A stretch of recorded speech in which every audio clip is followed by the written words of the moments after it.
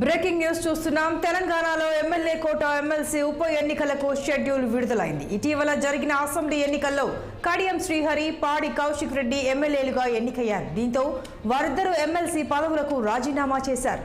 ఈ రెండు స్థానాలకు సంబంధించి ఎన్నికల షెడ్యూల్ను కేంద్ర ఎన్నికల సంఘం విడుదల చేసింది.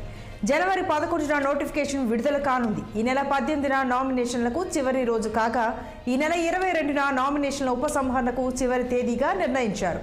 జనవరి 29న ఎన్నికలు జరగనున్నాయి. ఉదయం 9 గంటల నుంచి సాయంత్రం 4 గంటల వరకు ఎన్నిక జరగనుంది. పోలింగ్ ముగిసిన తర్వాత అదే రోజు సాయంత్రం కౌంటింగ్ ఫలితం వెలువడనుంది. ఎమ్మెల్యేల సంఖ్య ప్రకారం కాంగ్రెస్కు 1, బీఆర్ఎస్కు 1 వచ్చే అవకాశాలు కనిపిస్తున్నాయి.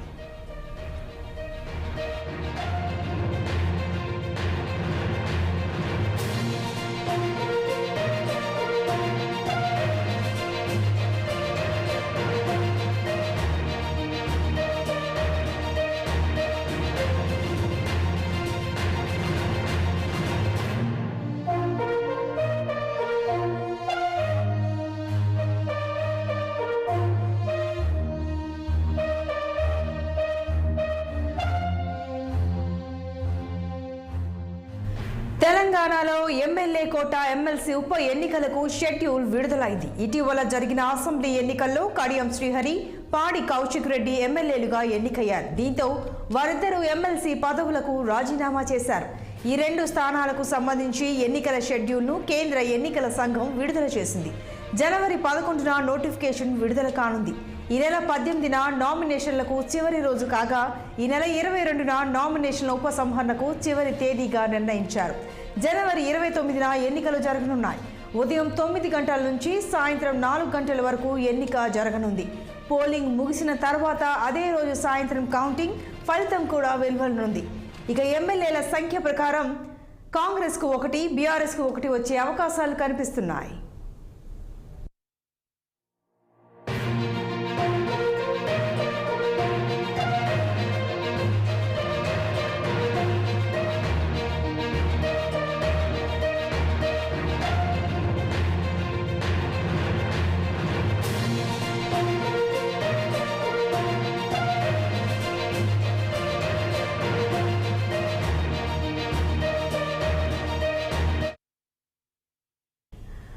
ఇక ఇదే అంశానికి సంబంధించి మరింత సమాచారం మా ప్రతినిధి రాము అందిస్తారు. రాము, చెప్పండి.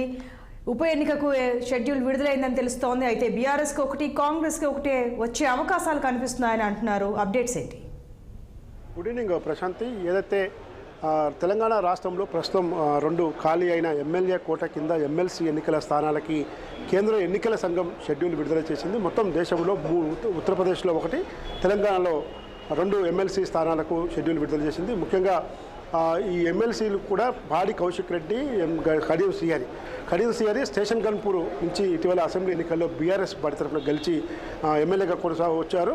అదేవిధంగా హుజురాబాద్ అసెంబ్లీ నియోజకవర్గం నుంచి ఎమ్మెల్సీగా ఉండి ఎమ్మెల్యేగా పోటీ చేసి ఆయన హుజురాబాద్ అసెంబ్లీ నియోజకవర్గం నుంచి బీఆర్ఎస్ పార్టీ ఎమ్మెల్యేగా గెలుపొందాడు. ఈ ఇద్దరు స్థానాల్లో ఖాళీ అయిన ఎమ్మెల్యే కోట ఎమ్మెల్సీ కింద స్థానాలకి ఈ నెల 11న నోటిఫికేషన్ విడుదల కానుంది. 18వ తేదీన నుంచి నామినేషన్ స్టార్ట్ అవుతాయి. 19వ తేదీన పరిశీలన ఉంటుంది. 22వ తేదీ నామినేషన్లకు ఉపసంహరణకు గడువు తేదీ ఇచ్చారు.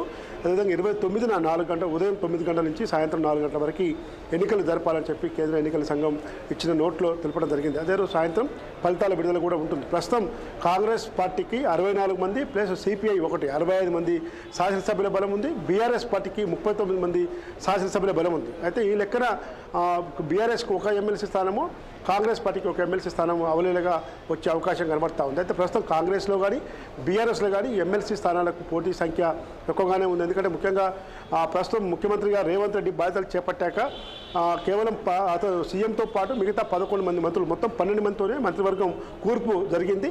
ఇంకా 6 మంత్రుల్ని ఫుల్ఫిల్ చేయాల్సిన అవసరం ఉంది. అయితే హైదరాబాదు, రంగారెడ్డి, నిజామాబాదు, ఆదిలాబాదు ఇలాంటి జిల్లాలకు ఇంకా మంత్రివర్గంలో చోటు దక్కలేదు. అయితే అక్కడ హైదరాబాద్, రంగారెడ్డి ప్రధానంగా తెలంగాణకి రాష్ట్ర రాజధాని చాలా కేంద్ర బిందువు అయిన తెలంగాణ రాష్ట్ర రాజధాని హైదరాబాద్ కాబట్టి హైదరాబాద్లో ఏ ఒక్క సీటు కూడా కాంగ్రెస్ పార్టీ గెలవదు. రంగారెడ్డి జిల్లాలో గెలిచిన సీట్లలో కేవలం ఒక ఇబ్రహీంపట్నం ఎమ్మెల్యే, పరిగి ఎమ్మెల్యే ఇద్దరు మాత్రమే సీనియర్గా ఉన్నారు. అయితే పరిగి ఎమ్మెల్యే మోహన్ రెడ్డి, పరిగి ఎమ్మెల్యే రామ్మోహన్ రెడ్డి మాత్రం వికారాబాద్ జిల్లాకు వస్తారు కాబట్టి ఇప్పటికే ముఖ్యమంత్రి వికారాబాద్ జిల్లా నుంచి స్పీకర్ ప్రసాద్ ఇద్దరు ప్రాతినిధ్యం వహిస్తున్నారు కాబట్టి రంగారెడ్డి జిల్లా నుంచి ఇబ్రహీంపట్నం నియోజకవర్గం మల్లెడ్డి రంగారెడ్డికి అవకాశం ఉంటుందని చెప్పి అప్పుడు అనుకున్నప్పటికీ ఇంకా ఆ మంత్రివర్గంలో కూర్పు జరగట్లేదు. ముఖ్యంగా హైదరాబాద్ నగరంలో ఇద్దరికి మంత్రి పదవులు ఇవ్వాలి. అయితే ఇద్దరిలో కూడా అంజన్ కుమార్ యాదవ్ కానీ తర్వాత ఇక్కడ ఫిరోజ్ ఖాన్, అజారుద్దీన్ లాంటి వ్యక్తులు కూడా ఓడిపోవడం ఈరోజు ఉంది. ఖైరతాబాద్ ఎమ్మెల్యేగా ఓడిపోయిన మాజీ ఎమ్మెల్యే స్వర్గీయ పి జనార్దన్ రెడ్డి కూతురు విజయారెడ్డి కూడా ఈరోజు హైదరాబాద్లో ఓడిపోయింది. ఇట్లా నిజామాబాద్ నుంచి షబ్బీర్ అలీ పోటీ చేసి ఓడిపోయాడు. ఇంకా చాలా చోట్ల కూడా సీనియర్ నేతలుగా ఉన్న కొంతమంది నల్గొండ జిల్లా నుంచి రామిరెడ్డి దామోదర్ రెడ్డి లాంటి వ్యక్తులు కూడా ఓడిపోయి ఉన్నారు. కాబట్టి హైదరాబాదు, రంగారెడ్డిలో మాత్రం ఖచ్చితంగా ఒక 2 నుంచి 3 మంత్రి పదవులు స్థానాలను ఫుల్ఫిల్ చేయాల్సిన బాధ్యత ఉంది. కాబట్టి ఈ ఎమ్మెల్యే కోట కింద జరిగే ఎమ్మెల్సీ ఎన్నికల కోసం మాత్రం గెలిచే అవకాశాలు ఏ పార్టీకి ఎక్కువగా ఉన్నాయంటారు? అంటే ఖచ్చితంగా బీఆర్ఎస్ పార్టీ ఒక ఎమ్మెల్సీ స్థానము, కాంగ్రెస్ పార్టీ ఒక ఎమ్మెల్సీ స్థానం ఖచ్చితంగా గెలుపొందుతుంది. అయితే కాంగ్రెస్లో చాలా కాంపిటీషన్ ఉంది, బీఆర్ఎస్లో కూడా కాంపిటీషన్ ఉన్నప్పటికీ ఇప్పుడున్న ప్రస్తుతం వచ్చే లోక్సభ ఎన్నికలను దృష్టిలో పెట్టుకొని 2 పార్టీలు కూడా ఆచితూచి వ్యవహరించి అభ్యర్థుల ఎంపిక ఉంటుంది. మరోవైపు ఎమ్మెల్సీగా ఎన్నిక నల్గొండ, ఖమ్మం, వరంగల్ పట్టభద్రుల ఎమ్మెల్సీగా ఎన్నికైన పల్లె రాజశేఖర్ ప్రస్తుతం ఎమ్మెల్యేగా జనగామ నియోజకవర్గం నుంచి ఎమ్మెల్యేగా గెలుపొంది బీఆర్ఎస్ పార్టీ ఎమ్మెల్యేగా ఉన్నారు. వచ్చే భవిష్యత్తులో పట్టభద్రుల ఎమ్మెల్సీ ఎన్నికలు కూడా జరిగే అవకాశం ఉంది. అదేవిధంగా ఉమ్మడి మహబూబ్నగర్ జిల్లా కల్వకుర్తి నియోజకవర్గంలో స్థానిక సంస్థల ఎమ్మెల్సీగా ఉన్న కసిరెడ్డి నారాయణ రెడ్డి ప్రస్తుతం కల్వకుర్తి ఎమ్మెల్యేగా కాంగ్రెస్ పార్టీ నుంచి గెలుపొందాడు. అక్కడ కూడా భవిష్యత్తులో స్థానిక సంస్థల ఎమ్మెల్సీ ఎన్నిక వచ్చే అవకాశం ఉంది. మరియు గవర్నర్ కోట కింద కూడా 2 ఎమ్మెల్సీ స్థానాలు ఉన్నాయి. ఈ విధంగా ప్రస్తుతం ఎమ్మెల్యే కోట, ఎమ్మెల్సీ స్థానాలకు మాత్రమే ఈరోజు ఎన్నికల నోటిఫికేషన్ 11వ తేదీన విడుదల కానున్న నేపథ్యంలో అటు కాంగ్రెస్, బీఆర్ఎస్ చెరో సీట్ను కైవసం చేసుకునే అవకాశం ఉంది. Right Ramu, thanks for the live updates.